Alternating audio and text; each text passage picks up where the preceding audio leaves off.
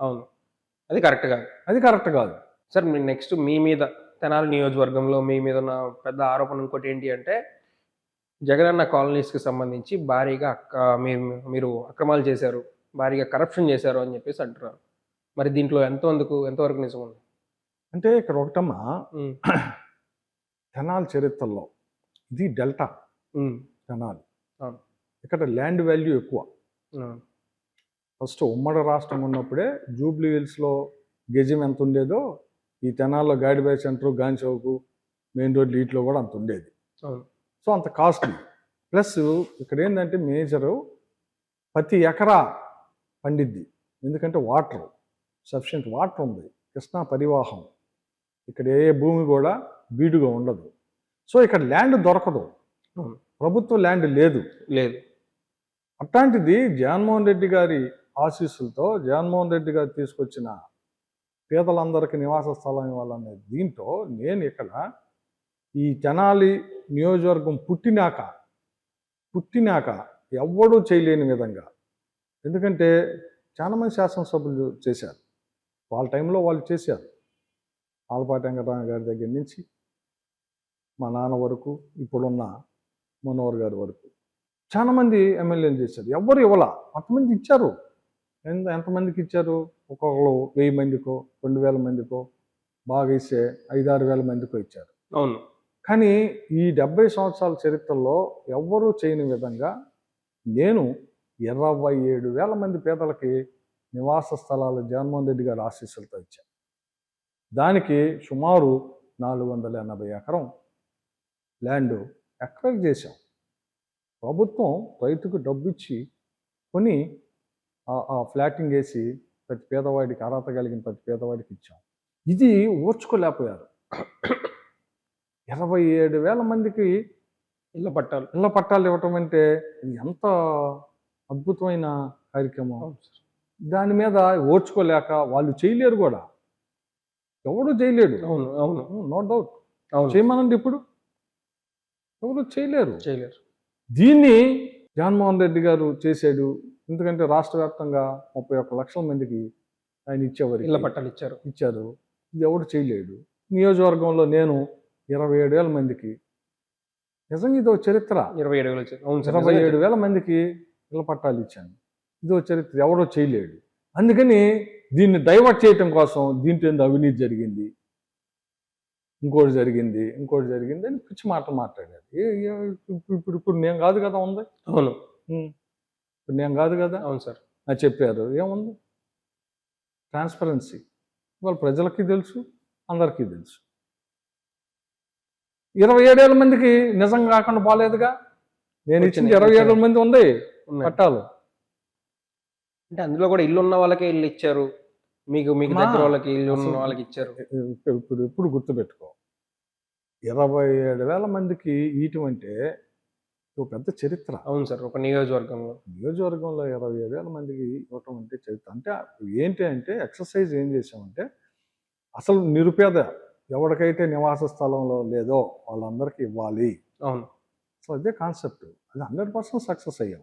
అవును. అయితే ఎవడో ఒకడికి ఇల్లు ఉన్నాడికి వచ్చింది అంటే, గవర్నమెంట్లో ఏ గవర్నమెంట్ అయినా కానీ, ఇప్పుడు సపోజ్ ఒకడికి నివాస స్థలం ఇందిరాగాంధీ గారి టైంలో ఇచ్చారు. అవును. ఇందిరాగాంధీ గారి టైంలో ఇచ్చుంటారు. ఆ తర్వాత ఆడి కొడుకు పెద్దాడయ్యి ఎన్టీ రామారావు టైంలో మా నాన్న ఇల్లు కట్టించి ఇచ్చాడు. ఆడికి గంట ఇంకో భూమి ఇచ్చి, ఇవాళ ఆడి కొడుకు నా టైంలో ఇళ్ల స్థలం వచ్చి ఉంటుంది. ఈ 3 ఆధార్ కార్డులు వేరే. సో అవును. ఎలా మనం ఇది కదా. ఇప్పుడు మనం గవర్నమెంట్లో, ఏ గవర్నమెంట్ అయినా గవర్నమెంట్లో ఉంటే కొడుకు, పెళ్ళైన కొడుకు, తండ్రి ఉన్నప్పుడు తండ్రికి నివాస స్థలం ఉంది, కొడుకు నేను సపరేట్ అంటే నేను పెళ్లి చేసుకున్నా, నా పిల్లలు ఉండాలని చెప్పి అడుగుతున్నాడు. అంతే అడుగుతున్నాడు. ఆధార్ సపరేట్గా ఆధార్ కార్డు తెచ్చుకుంటున్నాడు. మా నాన్న వేరండి, నేను వేరండి అని వచ్చినప్పుడు హ్యుమానిటీగా ఓ పొలిటికల్ నాయకుడు ఏం చేస్తాడు? హ్యుమానిటేషన్లో వాడు వచ్చి అడిగినప్పుడు వాడికి అర్హత ఉంటే చేస్తాడు.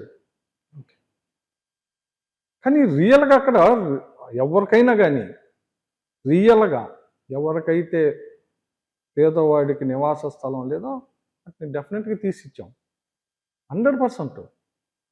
జరగబట్టే అంత పెద్ద లెవెల్లో వచ్చింది. అది ఒక పెద్ద చరిత్ర. రేపు చూడు ఇవాళ మరి నేను 27 మందికి ఇచ్చాను ఈ జగనన్న కాలనీలు. బ్రహ్మాండంగా కన్స్ట్రక్షన్ బిగిన్ చేసాం. ఫస్ట్ గవర్నమెంట్ పోయింది, బహుశా ఏం జరిగిందో చూద్దాం అది కూడా. కానీ 27 మంది నివాస స్థలం ఇచ్చింది నిజమేగా. నిజమే, 27 మందికి కూడా అది నిజం. ఆ సైట్లు ఉన్నాయిగా. అవును, సైట్లు ఉన్నాయి, వాళ్ళ పేరు మీద డాక్యుమెంటేషన్ ఉందిగా. ఉన్నాయి. అది సార్ నివాస ఇది జగనన్న కాలనీస్ గురించి వచ్చింది కాబట్టి తెనాలిలో జరిగిన ఇన్సిడెంటే అది చాలా బాధాకరం చెప్పడం కూడా. అంటే అది జరగడం ఒక ఎత్తు అయితే ఆ రోజున వాళ్ళు చేసిన పోస్టింగ్లు ఏమన్నా అంటే ఈ అమ్మాయి 4-5 రోజుల నుంచి తాడేపల్లి ఆఫీస్కి వెళ్ళింది, సో అక్కడికి వెళ్ళి బాగా ప్రిపేర్ అయ్యి వచ్చి తను ఇట్లా పట్టుకొని చూపించింది అని చెప్పేసి ప్రచారం చేశారు. గీతాంజలి అదే నేను చెబుతుంది. ఎంత నిజంగా బాధ. ఇప్పుడు ఇప్పుడు ఒక ప్రోగ్రాం జరుగుతుంది. ఓ ప్రోగ్రాంలో ఇళ్ల పట్టాలు శాసనసభ్యుడిగా నా చేతుల మీదకి ఇస్తున్నారు. అర్హత కలిగిన వాళ్ళందరికీ ఇస్తాం. సహజంగా ఇళ్ల పట్టా అందుకున్న వాళ్ళు వాళ్ళకు కొంతమంది ఎమోషనైజ్ అవుతారు. అవును, కొంతమంది ఆనందం ఎమోషనైజ్ అవుతారు. అవును, వాళ్ళు అక్కడ పార్టీ కాదు మనం చూడాల్సింది. ఆ ఎమోషనైజ్ అయినప్పుడు వాళ్ళు ఏదో మాట్లాడతారు. అది ఎమోషనల్గా ఆనందం. వాళ్ళు ప్రిపేర్ అయ్యి వచ్చింది ఎట్ట వస్తుంది? ప్రిపేర్ అయ్యి వస్తే ఆనందం కనపడింది. ఆనందం ఎట్ట వస్తుంది? ప్రిపేర్ అయ్యి ఎవడో ఒకడు పొలిటికల్ వాడు ఒకటి ఇద్దరిని ప్రిపేర్ చేస్తే చేస్తారేమో. కానీ అంత పెద్ద ఎత్తున జరిగిన ప్రోగ్రాంలో ఎవరో ఒకళ్ళు ఎమోషనల్గా మాట్లాడతారు. పాప ఆమె కూడా ఎమోషనలైజ్ అయ్యి తన అభిప్రాయాన్ని మాట్లాడింది. ఆ మాట్లాడినప్పుడు దాన్ని ఏదో ట్రోలింగ్ చేసి మరి ఇప్పుడు ఆమె చావుకి ఎవరు కారణం? అది ట్రోలింగ్ చేశారు. మేము ఇళ్ల పట్టా ఇచ్చింది నిజమే కదా. అవును, ఆమె ఎమోషనల్గా ఆ మాట్లాడే క్రమంలో అమ్మఒడి 4 సార్లకి 5 సార్లు వచ్చిందని ఏదో చెప్పింది. అవును, అది ఎమోషన్లో చెబుతారు. అవును, అంతే. ఎవరికైనా తప్పు పడిద్ది స్పీచ్లో కానివ్వండి, ఎవరికైనా స్పీచ్లో పెద్ద వాళ్ళే స్పీచ్లో మాట్లాడేటప్పుడు ఎక్కడో చోట తప్పు దొల్లుతాయి. సహజం. అంటే ఒక్కోసారి ఎక్కడో చోట దొల్లుతుంది. దానికి కూడా అదో పెద్ద ఉద్యమంలాగా ఆ రోజు కూటమి నాయకులు దాన్ని ఏదో పెద్ద ఉద్యమంలాగా చేసేవరికి చివరికి ఆమె క్యారెక్టర్ని కూడా అసాసియేట్ చేశారు. ఆమె సూసైడ్ చేసుకునేదాకా వెళ్ళి సూసైడ్ చేసుకుంది. మరి ఎవడు దీనికి ఈ పాపం ఎవరిది? అంటే ఏంటి, ఒక మాట తప్పు మాట్లాడితే శిక్ష అదే అని నేను అడుగుతున్నాను. ఎమోషనల్గా ఆమె ఎవరో మాకు తెలీదు. అవును, మాకు తెలీదు, తీసుకుంది, ఎమోషనలైజ్ అయింది. ఇప్పుడు సడన్గా ఆల్ ఆఫ్ సడన్ ఒకడు మైక్ తీసుకొచ్చి ముందు పెట్టి మాట్లాడు అంటే ఏం మాట్లాడతారమ్మా? అంతే సార్. వాళ్ళు ఎమోషనల్గా అలా ఉన్నది మాట్లాడు, దాంట్లో తప్పు ఉండొచ్చు, ఒప్పు ఉండొచ్చు. ఏముందంటే ఇప్పుడు ఉదాహరణకు కొంతమంది మైక్ తీసుకొచ్చి పెడుతున్నారు, ఏమంటే గవర్నమెంట్ మీద ఏమి అభిప్రాయం ఏంటి అనేది వాడు వాడుక భాషలో తిడుతున్నారు, అని తీసుకెళ్ళి జైల్లో వేస్తున్నారు. అవును, ఇప్పుడు మా తెనాల్లోనే అత్తోట గ్రామం అని ఉంది. ఆ గ్రామంలో ఒక ఆయన ఎవరో మైక్ పెట్టాడు ఓ రైతుని, ఈ ప్రభుత్వం ఎట్టుంది, మనోహర్ గారు ఎట్టుంది అని. పాపం అంటే ఆ రైతు తన లాంగ్వేజ్ లో మాట్లాడాడు. మాట్లాడితే అది బయటకు వచ్చింది. బయటకు వచ్చేవరికి మనోహర్ గారిని తిడతారా అని చెప్పి ఆయన తీసుకెళ్లి స్టేషన్లో కూర్చోబెట్టారు. వారం రోజులు స్టేషన్లో కూర్చున్నాడు. ఇది ఆన్ రికార్డ్, నేను ఊరకనే చెప్పట్లా, ఇక్కడే అత్తోటే. ఆ రైతుని తీసుకెళ్లి వారం రోజులు కూర్చోబెట్టారు స్టేషన్లో. మనోహర్ గారిని తిడతావా అని. నేను అనేది ఏంటంటే, ఎవరో ఒకడు మైక్ పెడితే ఒక సామాన్య రైతునో వ్యక్తినో మహిళనో ఇంకోనో వాడు ఏదో ఎమోషన్ మాట్లాడితే దాన్ని తీసుకొచ్చి మీడియాలో పెట్టేసి ట్రోలింగ్ స్టార్ట్ చేస్తే దానివల్ల పాప ఇట్లాంటి వాళ్ళు బయలుపోతున్నారు. అది డెఫినెట్గా ఆ రోజు కూటమి ప్రభుత్వం ఎంతో ఇదిగా చేసింది. సార్, 1.5 కూటమి ప్రభుత్వ పాలనలో కూటమి ప్రభుత్వానికి మీరు ఎన్ని మార్క్స్ వేస్తారు? తెనాలి నియోజకవర్గానికి సంబంధించి నాదెండ్ల మనోహర్ గారు నేను విజయవాడ చేస్తాను, లేకపోతే విజయవాడతో పాటు గుంటూరుతో పాటు పోటీ పడేటట్టు చేస్తారని చెప్పేసి ఆయన కూడా చెప్పడం జరిగింది.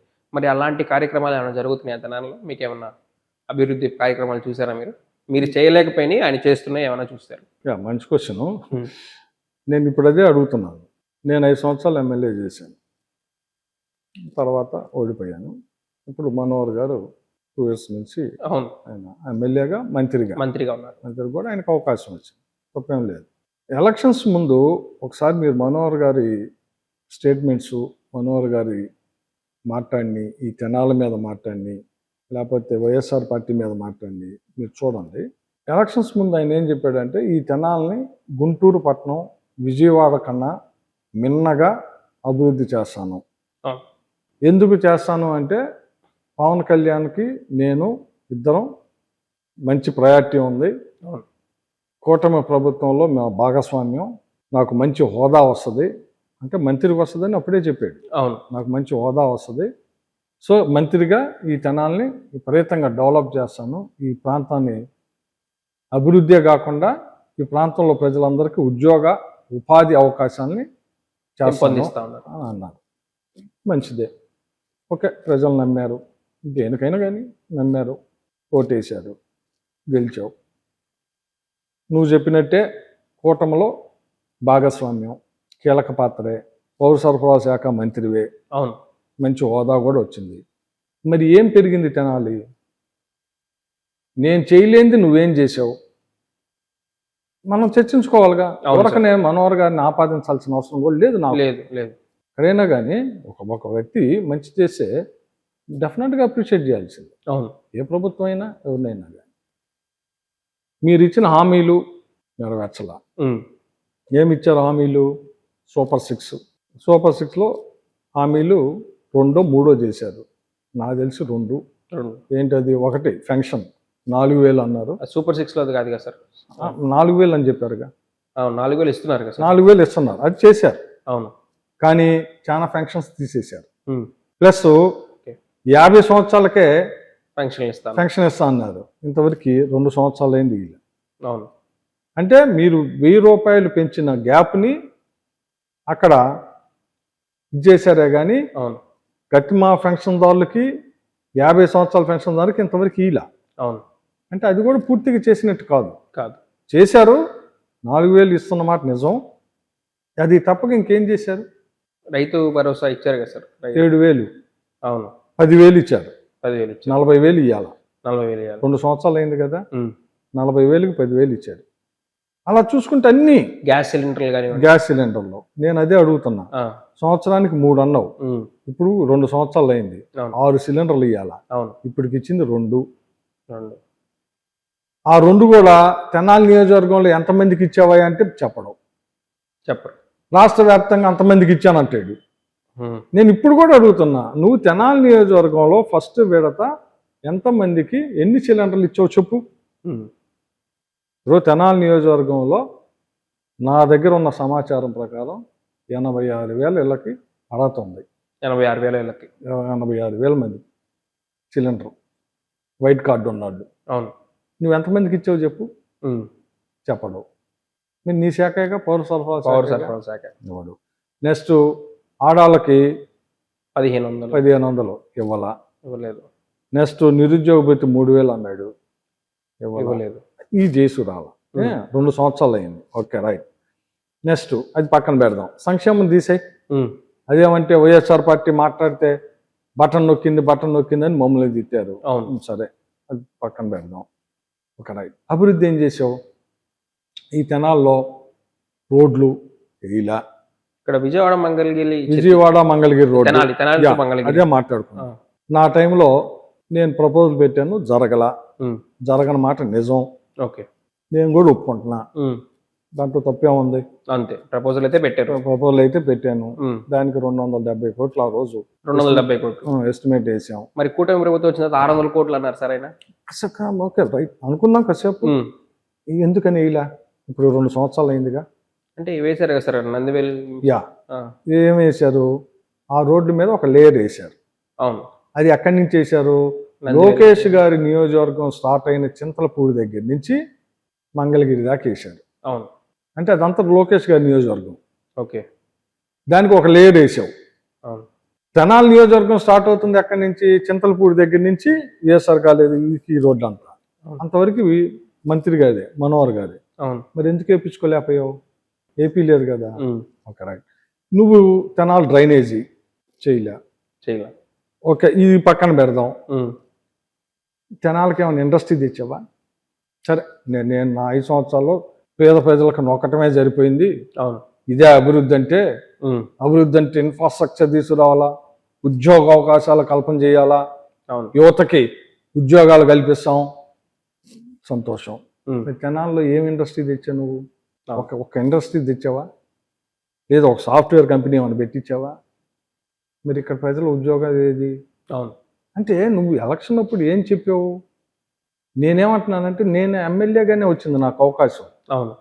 నా ముఖ్యమంత్రి, మా నాయకుడు జగన్మోహన్ రెడ్డి గారి ఆశీస్సులతో నేను 1800 కోట్ల రూపాయలు ఈ తెనాలి నియోజకవర్గంలో పేదవాడికి, అర్హత కలిగిన ప్రతి పేదవాడికి సంక్షేమాన్ని ఇచ్చా. 1800 కోట్ల రూపాయలు నా టెన్యూర్లో.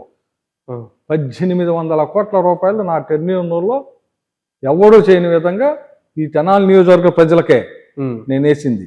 27,000 మందికి నివాస స్థలాలు ఇచ్చా నా టెన్యూర్లో. మీరేం చేస్తున్నారు? అభివృద్ధి, విజయవాడకు పోటీగా, గుంటూరుకు పోటీగా, అమరావతితో సమానంగా అని మాటలు చెప్పారు. ఉద్యోగం, జాబ్ ఆపర్చునిటీ ఏం చూపించావు చెప్పు? ఒక ఇండస్ట్రీ తెచ్చావా? లేదు తెనాలి ఇండస్ట్రీ గ్రోత్ చేస్తున్నావా? లేదు కనీసం మాట్లాడితే అమరావతి అన్నారు కదా, ఈ తెనాల్ని అమరావతిలో అన్న కలిపావా? తెనాల్ని జిల్లా చేసే అదృష్టం ఎడుదిరిగిపోయింది. అది ఆయన వలన కాదు, నా వలన కాదు, అంతకుముందు మాకన్నా ముందు వాళ్ళ వలననే పోయింది. పార్లమెంటు పోయింది. అది ఓ రకంగా ఆద్యుడు మనోహరే కారణం. మనోహర్ గారి జిల్లా కాపాడటానికి. ఆయన ఆ టైంలో ఉన్నారు, స్పీకర్గా ఉండాడు, కాంగ్రెస్ లోనే ఉండాడు. ఎందుకు బాగొట్టా పార్లమెంట్ని?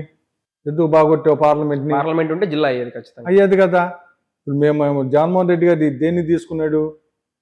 పార్లమెంటుని జిల్లా కేంద్రంగా తీసుకున్నాడు. అది తీసుకోబట్టే పల్నాడు జిల్లా అయింది. అదే తెనాలి ఉన్నట్టయితే Guntur parliament, Tenali parliament, Narasaraopet parliament, 3 parliament 3 జిల్లాలు అయ్యేది. ఇది పార్లమెంటు పోవటం వల్లే కదా పోయింది. ఆ పార్లమెంటు పోవటానికి కారణం ఎవరు? ఆ రోజు స్పీకర్ ఉంది నువ్వే కదా. నీకు తెనాలి మీద ప్రేమ ఏడుంది? నువ్వు తెనాలి కాదు కాబట్టి. నువ్వు తెనాలి కాదు, పార్లమెంట్ పోయింది నీ వలన. నువ్వు అధికారంలో ఉన్నప్పుడే పోగొట్టావు పార్లమెంట్ని. సరే, అది జిల్లా ఛాన్స్ పోయింది. నువ్వు మంత్రిగా ఉండవు, 3 జిల్లాలు పెంచారు మీ కూటమి ప్రభుత్వం, ఈ తెనాలని జిల్లా చేయలేకపోయావు. సరే, అది వదిలేసాయి. ఇదేంటంటే శివకుమార్ గారు మాకు ఆపాదిస్తున్నాడు, సరే అది కూడా తీసేద్దాం. తెనాలని ఇండస్ట్రీ చేసావా? ఏమన్నా కంపెనీ, సాఫ్ట్వేర్ కంపెనీలు పెట్టావా? అది లేదు. సరే, అది తీసేద్దాం. కనీసం అమరావతిలో కలుపు, రాజధానిలో తెనాలని. VGTM surroundings outer ring road ఏదో వస్తుంది. ఔటర్ రింగ్ రోడ్ తెనాలి అవతల వస్తుందమ్మా, తెనాలి లోపల రావట్లేదుగా. మంగళగిరి, గుంటూరు, తెనాలి ఇవే మేజర్. ఔటర్ రింగ్ వెళ్తుంది, తెనాలి నంది వెలుగు మీదకి వెళ్తుంది. అసలు తెనాలిని రాజధానిలో అన్న కలుపు, అది లేదు. మళ్ళీ నీకు మంత్రి, మరి నీకింత ఆపర్చునిటీ, నువ్వు ఈ తెనాలకి ఏమి చేయలేకపోతున్నావుగా. సంక్షేమం ఇవ్వలేకపోతున్నావు, అభివృద్ధి నువ్వు చెప్పిన అభివృద్ధి జరగట్లేదు. తెనాలిని ఇండస్ట్రీ కానీ, పారిశ్రామికం కానీ, లేదంటే ఇంకో రకం కానీ ఏది చేయలేకపోతున్నావుగా. మరి దీన్ని ఏమనాలి? నాకంటే ఎమ్మెల్యేని అవకాశం వచ్చింది, నీకు మంత్రికి కూడా అవకాశం వచ్చిందిగా. చేయగలిగే స్థానంలో ఉండవు కదా. నిర్ణయాత్మక నిర్ణయాల్లో నీ పాత్ర ఉంది కదా. మరి అయినా కూడా నువ్వు తెనాలని చేయట్లేదుగా. రోడ్లు వేయటల్లా, ఇన్ఫ్రాస్ట్రక్చర్ లేదు, ఉద్యోగ భద్రత లేదు, సంక్షేమం వేయటల్లా. ఇంకెట్ట మార్కులు వేస్తారమ్మా జనం? వేస్తారు మార్కులు ఎప్పుడో తెలుసా? ఇంకో 2 సంవత్సరాలు పోయినాక వేస్తారు. అందరికీ ప్రజలు సెంటిమెంటు ఆయింట్మెంటు ఎన్ని రోజుల్లో చెప్పలేము. సెంటిమెంట్కి ఆయింట్మెంటు ఎక్కువ రోజులు పుగిలేము. ఒకసారి ప్రజలు ఏదో ఒక దీంట్లో డైవర్ట్ అవ్వచ్చు, అంతే. ఒకసారి అవుతారు, 10 సార్లు అవ్వరు. దాని బెస్ట్ ఎగ్జాంపులే నేను చెప్పింది. జగన్మోహన్ రెడ్డి గారికి మీరు రకరకాలుగా ఆపాది మాకండి. సో సెంటిమెంట్స్ వర్కౌట్ అవ్వవు. మీకు ఏదో ఒక ఎలక్షన్కి ఏదో ఒక రూపంలో ప్రజలను మీరు మాయ చేయగలిగారు, కానీ ప్రతి ఎలక్షన్కి మాయ చేయలేరు. అవును. ప్రతి ఎలక్షన్కి మాయ చేయలేరు, డెఫినెట్గా చేయలేరు. వాస్తవాలు చేసిని జగన్మోహన్ రెడ్డి గారికి ప్రజలకు మంచి చేసింది, జగన్మోహన్ రెడ్డి గారి ఈ రాష్ట్రంలో ఉన్న పేదవాడికి మంచి చేసింది, జగన్మోహన్ రెడ్డి గారి ఈ రాష్ట్రంలో ఉన్న అన్ని కులాల పేదలకి మంచి చేసింది, అన్నీ బయటకు వస్తున్నాయి. డెఫినెట్గా ప్రజలు 2029లో ఖచ్చితంగా మీరు వస్తారంటారా? 100% చూస్తారుగా. ఇప్పుడు నేను అడుగుతున్నాను, ఆంధ్ర రాష్ట్రం సరే అది పక్కన పెడదాం, మన తెనాలనే తీసుకుందాం. తెనాలి నియోజకవర్గంలో ఇప్పుడు ఈ 2 సంవత్సరాల్లో తెనాలి బ్రహ్మాండంగా ఉంటాయి అంటానికి ఒక కారణం నాకు చెప్పు. రోడ్లు వేసావా? ప్యాచ్ వర్క్లు చేసావా? చేయలే. కుంట్ల మయ్యం రోడ్లు అన్నావు, నిజమే, నువ్వు చేసావా? కొన్ని చిన్న చిన్న రోడ్స్ గుంటలు పూడ్చటమా? అదేముంది అంటే నేను చూసింది రేపల గేట్ దగ్గర రోడ్డు కానివ్వండి చిన్నది, అదే గుంటలు పూడ్చారు. నువ్వు చెప్పింది అది కాదు కదా. విజయవాడ గుంటూరుతో పోటీ చెప్పింది విజయవాడ గుంటూరు నగరాలకు పోటీగా తెనాలను తీసుకొస్తానంటే గుంటలు పొరచటమా? గుంటలు పొరచటం విజయవాడ గుంటూరు కన్నా బెటర్గా వస్తుందా? ఇక్కడ ఉన్న యువతకి, ఇక్కడ చదువుకునే వాళ్ళకి ఉపాధి అవకాశాలు ఎట్టొస్తాయి? క్రియేట్ చేయాలి. చేసావా? మరి ఎట్లా గుంటూరు కన్నా విజయవాడ కన్నా మిన్నగా తెనాలి ఉంటుంది అంటావు? ఇన్ఫ్రాస్ట్రక్చర్ నువ్వు బిల్డప్ చేసి నువ్వు రాష్ట్ర క్యాబినెట్లో మంత్రిగా ఉండి ఇక్కడ పారిశ్రామికంగానో లేకపోతే ఇండస్ట్రీలు గానో ఏదో ఒకటి తీసుకొస్తే కదా. అవును. మరి నువ్వేం సాధించావు ఈ 2 సంవత్సరాల్లో? రాబోయే 3 సంవత్సరాల్లో సాధిస్తావా? చూద్దాం. సో యాజ్ ఆన్ టుడే ఇవాళైతే నువ్వు మాకన్నా బెటర్ కాదు, మాకన్నా అధ్వానంగా ఉండవు. ఓకే. ఎందుకంటే ఇటు సంక్షేమం ఇవ్వలేకపోయావు, ఇటు అభివృద్ధిని చేసుకురాలేకపోయావు. రైతు గిట్టుబాటు ధరలు ఏదీ లేదు. రైతుకి వాళ్ళు ఎక్కడ ఉంది? కానీ నా టెన్యూర్లో నేను సంక్షేమానికి ప్రాధాన్యత ఇచ్చిన మాట నిజం. ఓకే. మేమేం అబద్ధం అంత చోట్ల. మా జగన్మోహన్ రెడ్డి గారు స్పష్టంగా ఈ రాష్ట్రంలో పేదవాడికి మన ప్రభుత్వం ద్వారా అన్ని ఆదుకోవాల్సిందే అని దానికి స్టిక్ అనేది చేశారు. అందుకే అన్ని సంక్షేమ కార్యక్రమాలు తీసుకొచ్చి చేశాం. సంక్షేమ కార్యక్రమాలు సక్సెస్ఫుల్గా చేశాం. సంక్షేమ కార్యక్రమాలు ఇవ్వటంలో సక్సెస్ఫుల్గా చేశారు. దానికి ఒక వ్యవస్థను తీసుకొచ్చాం, సక్సెస్ఫుల్గా చేశాం. చెప్పిన ప్రతి మాటని చేశాం. దాంట్లో ఇంకో కోణంలో ఇలాంటి అభివృద్ధి కార్యక్రమాలను ఎక్కడో చోట కొన్ని చేస్తామన్నాయి, మిస్ అయిన మాట కూడా నిజం. ఓకే. ఈ టర్మ్ వస్తే బాగా చేసేవాళ్ళం. మిస్ అయిన మాట కూడా నిజం. మిస్ అయిన మాట కూడా నిజం. ఓకే. అక్కడక్కడ. సో సార్, ఇప్పుడు మీరు 2029లో వస్తారు అని చెప్పేసి బలంగా చెప్తున్నారు. కానీ ఇప్పుడు కూటమి ప్రభుత్వం అధికారంలోకి వచ్చిన తర్వాత చాలామంది వైఎస్ఆర్సీపీ కార్యకర్తలు ఇబ్బంది పడిన మాట వాస్తవం.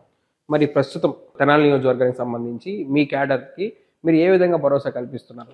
నేను ఏటీఎం ఎనీ టైం ఇక్కడే ఉండేవాడిని. నేను లోకల్ ఇక్కడ ఉండేవాడిని. నేను ఇవాళ కూడా నేను ఓడిపోయిన 2వ రోజు నుంచి పార్టీ ఆఫీస్లో రోజు 2 గంటలు కూర్చుంటాను. రోజు స్టిల్ ఇవాళ కూడా రోజు ఇవాళ కూడా పార్టీ ఆఫీస్లో 2 అవర్స్ కూర్చుంటా. ఓకే. తర్వాత నా బిజినెస్లు, నా కాలేజీ చూస్తాను. తర్వాత పార్టీ ప్రోగ్రాంలు, పార్టీ యాక్టివిటీస్ అన్నీ పర్ఫెక్ట్గా చేస్తాను. పార్టీ ఏమైతే ప్రోగ్రామ్స్ కానీ ఇంకోటి కానీ డిజైన్ చేసి అవన్నీ పర్ఫెక్ట్గా చేస్తాను. ప్లస్ క్యాడర్, వైఎస్ఆర్ పార్టీ కార్యకర్తని అన్ని శ్రేణుల్ని అందరితో టచ్లో ఉంటాను. అందరినీ జాగ్రత్తగానే ఇది చేస్తాం. అందరం కూర్చొని మాట్లాడుకొని నేను అందుబాటులో ఉండేవారికి వాళ్ళకు కూడా అందరూ పార్టీ ఆఫీసు రావటం కానీ ప్రోగ్రాంలో పాల్గొనటం కానీ అంతా యాక్టివ్గా ఉంటాం. కోటి సంతకాల సేకరణ ఎలా జరిగింది సార్? బాగానే జరిగిందా? కోటి సంతకం మెడికల్ కాలేజ్ ప్రైవేట్ బ్రహ్మాండంగా. నిజంగా చెబుతున్నాను. ఇప్పటికి ఎన్ని సంతకాలు సేకరించారు? 67,000 సంతకాలు అయినాయి. 67,000. నిజంగా నేను చెబుతున్నాను. నేను ఈ మధ్య కాలంలో అంటే ఒక శాసనసభ్యుడిగా ఉన్న రాజకీయాల్లో ఉన్న రాజకీయ ఫ్యామిలీ నుంచి వచ్చినోడిని. ఈ కోటి సంతకాల ఉద్యమం అనేది అసలు ఇది బ్రహ్మాండంగా ప్రజలు రిసీవ్ చేసుకున్నారు. ఎలా అంటే వాళ్ళంతటికి వాళ్ళు జగన్మోహన్ రెడ్డి గారు, చంద్రబాబు నాయుడు ఇద్దరిని పక్కన పెడితే మనం ఒక ప్రభుత్వం పేదలకు ఇన్ని ఖాళీలు తీసుకొస్తే ఇంకో ప్రభుత్వం దాన్ని ప్రైవేటు వ్యక్తులకు అమ్ముతుంది అనే దాన్ని ప్రజలు జీర్ణించుకోలేకపోతున్నారు. అవును. ఎందుకంటే జగన్మోహన్ రెడ్డి గారు 17 మెడికల్ కాలేజీలు తీసుకురావటం వలన ఈ రాష్ట్రంలో ఎంతో మందికి వైద్య విద్యను అందుబాటులో తీసుకొస్తున్నాడు. ప్లస్ కార్పొరేట్ హాస్పిటల్ ట్రీట్మెంట్, అవును, అంటే ప్రభుత్వ హాస్పిటల్స్ కూడా కాలేజీకి అటాచ్ ఉంటుంది కాబట్టి ప్రొఫెసర్స్ వీళ్ళంతా ఉంటారు కాబట్టి మంచి ట్రీట్మెంట్ పేదలకు జరిగిద్ది ఆ నియోజకవర్గ హెడ్ క్వార్టర్లో అనేది, ఎక్కడైతే కాలేజీ పెడుతున్నారో అని. ఇది ప్రజల్లోకి బాగా వెళ్ళింది. బాగా రిసీవ్ చేసుకుంటున్నారు అయితే పూర్తిగా. అసలు ఎంత బాగా రిసీవ్ చేసుకుంటారంటే మేము కూర్చొని సంతకాలకి సేకరణ చేస్తుంటే అసలు చాలా మంది వచ్చి అయ్యా ప్రైవేట్ మెడికల్ కాలేజీలకు వ్యతిరేకంగా నేను పెట్టాలి, నేను పెడతాను అని పెట్టారు. అంటే ఇది ప్రజల్లోకి చాలా బాగా వెళ్ళింది. ఏం వెళ్ళింది అంటే మళ్ళీ నేను దయచేసి చూస్తున్నా, ఇక్కడ నేను పార్టీల గురించి మాట్లాడతాను. ప్రజల్లోకి ఏం వెళ్ళిందంటే 17 మెడికల్ కాలేజీలు ప్రభుత్వ పరంగా నడపటానికి పర్మిషన్ తీసుకొస్తే వాటిని ఈరోజు ప్రైవేటు వ్యక్తులకు అమ్ముకుంటున్నారు. ఇది దుర్మార్గం, ఈ చర్య దుర్మార్గం అని ప్రజలు స్వచ్ఛందంగా, పార్టీలతో సంబంధం లేదు నేను మాట్లాడేది. జగన్మోహన్ రెడ్డి గారికి ఫేవరు లేదు చంద్రబాబు నాయుడుకి వ్యతిరేకం అని నేను మాట్లాడతాను. ఓకే, నా పాయింట్ అది కాదు. జగన్మోహన్ రెడ్డి గారి ప్రభుత్వంలో తీసుకొచ్చిన 17 మెడికల్ కాలేజీలు ప్రైవేటీకరణ చేయటం అనేది దుర్మార్గం అని చెప్పి ఈరోజు ప్రజలు భావిస్తున్నారు. ఇది దుర్మార్గం, ఈ చర్య దుర్మార్గం. దీనికోసమే 1 కోటి సంతకాలు అనుకుంటే బహుశా నాకు తెలిసి 3 కోట్ల సంతకాలు అయి ఉంటాయి, అంతే అయి ఉంటుంది. ఎందుకంటే ఇప్పుడు నేను తెనాలి చూశాను, అవును, తెనాలి దగ్గర 67,000 అయింది. అవును. అసలు ఆ పెట్టేవాడు సంతోషంతో ఆనందంతో వచ్చి చెప్తున్నారు. అవును. దాని అర్థం ఏంటంటే దాని అర్థం ఏంటంటే ఈ ఇష్యూ ప్రజలు ఎంత వ్యతిరేకిస్తున్నారు అనేది. ఇక్కడ దయచేసి ఒక పార్టీకి యాంటీ, ఒక పార్టీకి ఫేవర్ అనేది కాదు నా వాదన. నా పాయింట్ ఏంటంటే 17 మెడికల్ కాలేజీలు ప్రైవేటీకరణ చేయటాన్ని ప్రజలు వ్యతిరేకిస్తున్నారు. ఆ 17 మెడికల్ కాలేజీ తీసుకొచ్చింది జగన్మోహన్ రెడ్డి గారి ప్రభుత్వం. దాంట్లో కొన్ని పూర్తి చేశారు. ఇప్పుడు ప్రభుత్వం కూడా అటు పూర్తి చేయాలి, పూర్తి చేసి ప్రభుత్వమే నడపాలి అని బలంగా వినిపిస్తున్నారు. అవును సార్, దాన్నే గమనించాలంటున్నా ఇప్పుడు ప్రభుత్వం. అదే చెయ్యాలి ఖచ్చితంగా. దానికి బ్రహ్మాండంగా ప్రజల్లో రిసీవ్ చేసుకున్నారు. ఇంకోటి సార్, నాదెండ్ల మనోహర్ గారి గురించి, అంటే వచ్చిన కొత్తలో గుంటూరు టు తెనాలి మీరు నాన్ స్టాప్ బస్సులు క్యాన్సిల్ చేశారు. మీరు క్యాన్సిల్ చేశారు, మేము రాగానే తీసుకొస్తామని చెప్పేసి చెప్పారు. మనోహర్ గారు వచ్చారు, ఒక 4 బస్సులు ప్రారంభించారు. ఇప్పుడు ఆ సర్వీసెస్ లేవు, మళ్ళీ ఇప్పుడు ఆ సర్వీసెస్ లేవు. దానిపైన మీరేమంటారు? ఇది చాలా చిన్నదమ్మా బస్సులు. అవును, 4 బస్సులు 4 బస్సులు తీసుకురావటం, 4 బస్సులు క్యాన్సిల్ చేయటం అనేది రాజకీయాల్లో చాలా చిన్న పాయింట్. అవును. అసలు దౌర్భాగ్యం ఏంటంటే రాజకీయాల్లో ఈరోజు చిన్న ఇష్యూని సోషల్ మీడియా పుణ్యం అంట, లేకపోతే యూట్యూబ్స్ పుణ్యం అంట పెద్ద ఇష్యూకి చేస్తున్నారు. అవును, ఇదో పెద్ద దౌర్భాగ్యం. నేనేమంటున్నానంటే అసలు 4 బస్సులను కూడా తీసుకురావటం పెద్ద ఇష్యూ కాదు. ఇది రొటేషన్ జరిగిపోయాయి, అంతే, పరిపాలనలో భాగంగా జరిగిపోయాయి. అసలు మనోహర్ గారు, నా పాయింట్ ఒకటే, మనోహర్ గారు ఈ 2 సంవత్సరాల్లో తెనాలిని ఏం చేసింది అది చెప్పగలిగితే చాలు అంటున్నా. నేను అడుగుతున్నానంటే ఓ ప్రతిపక్ష నాయకుడిగా నాకు లైక్స్ డిస్లైక్స్ ఉండొచ్చు, లేదు నేను స్వార్థంతో చెబుతున్నాను అని అనుకోవచ్చు, లేదు నేను ఎదుటాడి మీద బురదేస్తున్నాను అని అనుకోవచ్చు. నేనేమంటున్నానంటే 5 సంవత్సరాల తర్వాత ఈ తెనాల్లో 2 సంవత్సరాలు నువ్వు ఎమ్మెల్యేగా ఉంది, ఈ తెనాలకి తీసుకొచ్చిన మార్పు ఏంటో చెప్పమని అడుగుతున్నాను. ఏంటి మార్పు? ట్రాఫికా? విపరీతమైన ట్రాఫిక్ జామ్ అవుతుంది. నేను తీసుకొచ్చిన సిగ్నల్స్ని వాడు కూడా వాడుకోవటంలా, యూజ్ చేయటంలా, సిగ్నల్ వ్యవస్థ రోడ్లు వైడింగ్గా చేయలా. ఏదో ఒక రోడ్డు చేశాడు, రత్నడాస్ దగ్గర రోడ్డు, దాన్ని కూడా పార్కింగ్ వచ్చి దాన్ని కూడా అందరూ వాడుతున్నారు. విజయవాడ ఈ రోడ్డు దాన్ని 4-వే రోడ్డు అన్నాడు, అది పీపీపీ పద్ధతి అంటున్నాడు. మున్సిపాలిటీ బిల్డింగ్ కూడా పీపీపీ అంటున్నాడు. అది అయ్యేదా చచ్చేదా? అంటే ఇప్పుడు పీపీపీ అంటే ఇప్పుడు ప్రజలకి ట్యాక్స్లు అన్ని పెరుగుతాయి కదా సార్, అదంతే కదా. ఇప్పుడు కరెంట్, ఇప్పుడు హౌస్ పన్ను 100 కట్టేవాళ్ళు 200 కట్టాలి. ఎవడు ఒప్పుకుంటాడు? అంటే నువ్వు ప్రభుత్వం నుంచి గ్రాంట్ తీసుకురాలేకపోతుంటే పీపీపీ పద్ధతిలో అన్ని అమ్మేస్తామంటే అట్ట.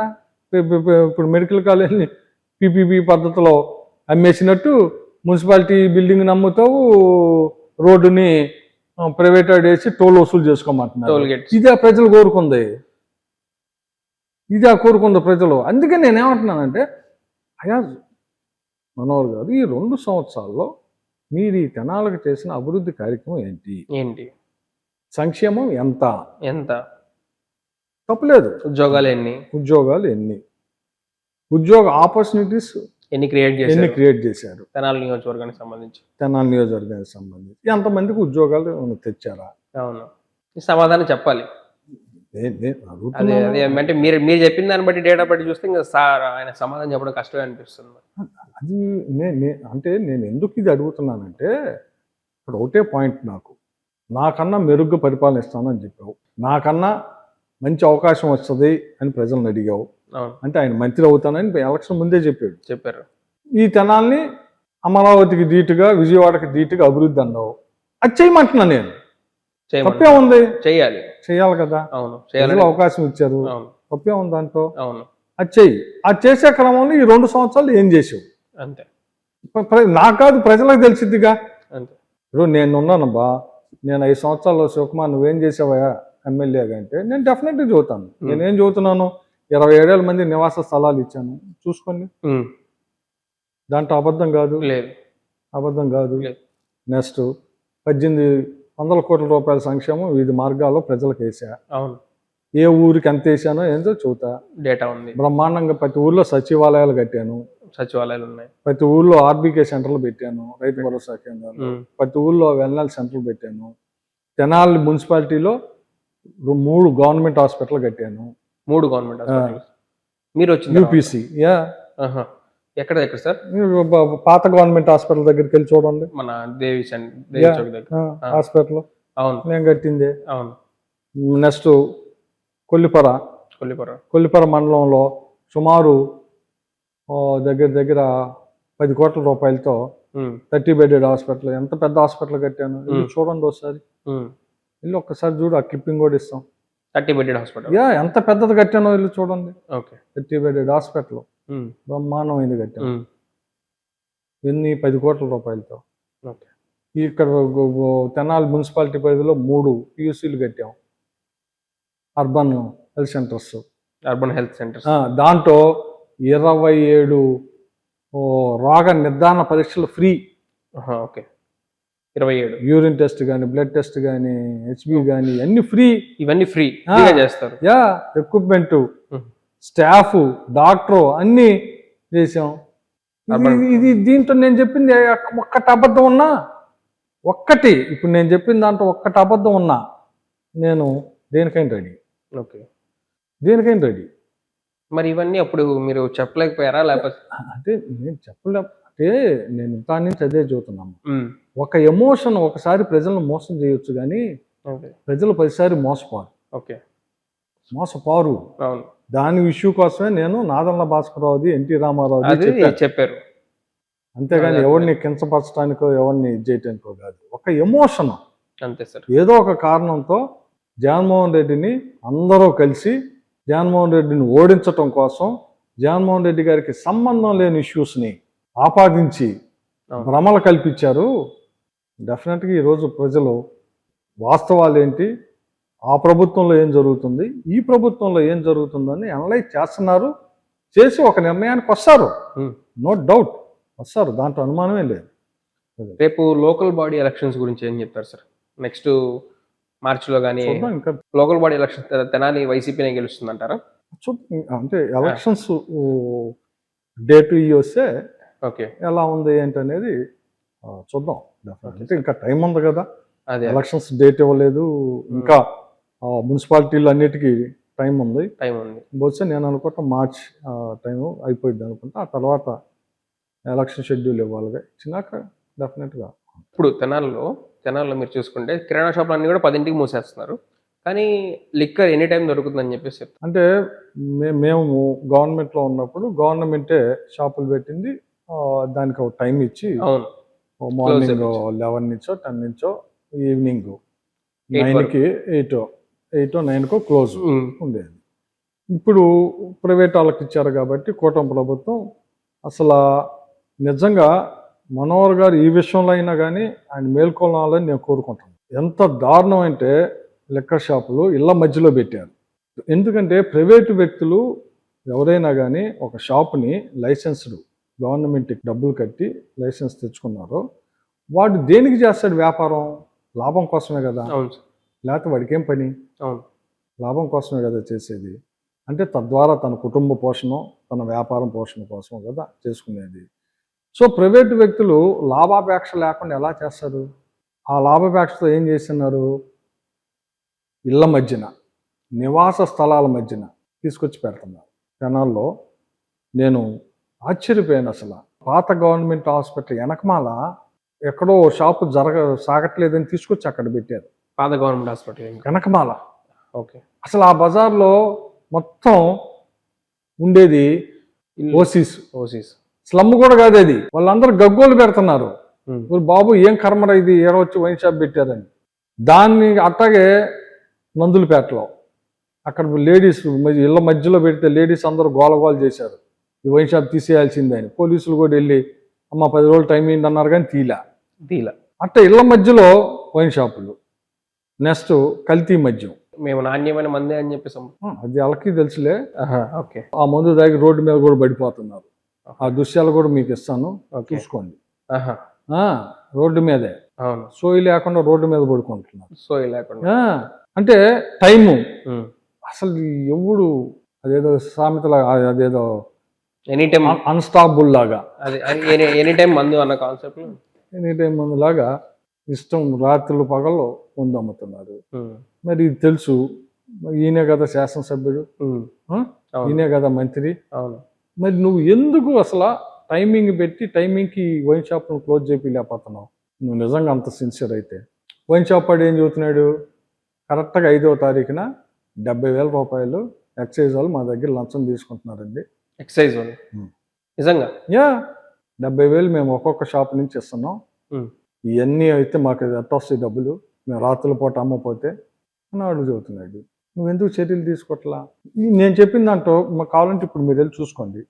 గవర్నమెంట్ హాస్పిటల్ వెనక, పాత గవర్నమెంట్ హాస్పిటల్ వెనకమాల కానీ, నందులపేటలో కానీ ఇళ్ళ మధ్యలో వైన్ షాపులు ఎక్కడో సాగపోతే తీసుకొచ్చి ఇక్కడ పెట్టుకున్నారు. అక్కడ ఆ చుట్టుపక్కల ప్రాంతాల అందరూ అల్లరి చేశారు, గోలగోలు చేశారు, అయినా పట్టించుకోవట్లా.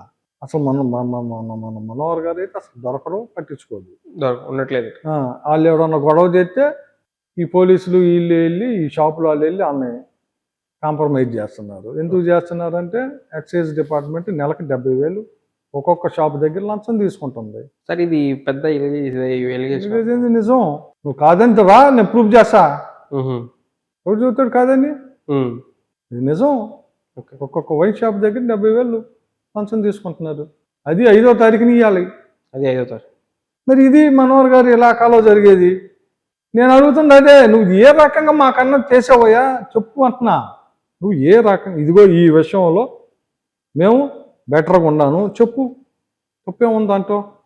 ఇదిగో దీంతో నేను తెనాలని బెటర్గా చేశాను, దీంతో తెనాలని అగ్రగామిగా ఉంచాను, దీంతో తెనాలని అద్భుతంగా చేస్తున్నాను. ఏది ఒక్కటి చెప్పు.